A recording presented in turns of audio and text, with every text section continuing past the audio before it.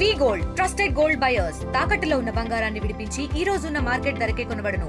మరిన్ని వివరాలకు సంప్రదించండి 7771077720.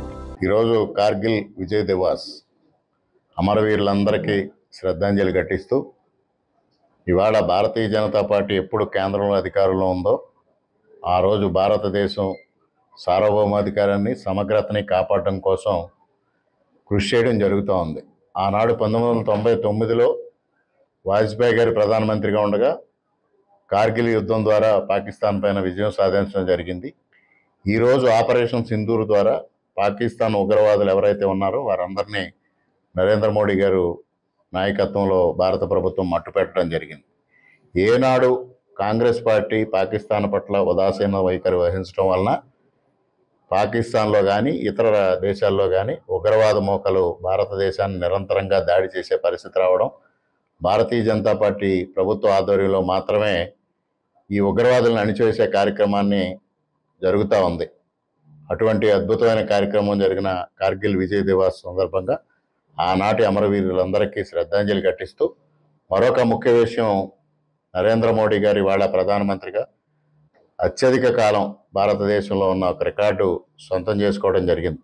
ఇందిరాగాంధీ గారు 4077 రోజులు ప్రధానమంత్రిగా రికార్డు సృష్టిస్తే ఇవాళ 4078 రోజులు ఆ రికార్డుని అధిగమించి ఇవాళ నరేంద్ర మోడీ గారు ఒక అరుదైన రికార్డుని ఇవాళ సొంతం చేసుకున్నారు. జవహర్లాల్ నెహ్రూ గారు వరుసగా 3 సార్లు ప్రధానమంత్రిగా తన పార్టీని గెలిపించుకోవడం, తన ప్రధానమంత్రిగా అవ్వడం ఒక రికార్డు అయితే ఆ రికార్డును కూడా ఇవాళ నరేంద్ర మోడీ గారు అధిగమించి 3 సార్లు వరుసగా భారతీయ జనతా పార్టీ నాయకత్వంలోని ఎన్డీఏ కూటమిని అధికారంలోకి తీసుకురావడం ద్వారా ఆ రికార్డుని అధిగమించారు.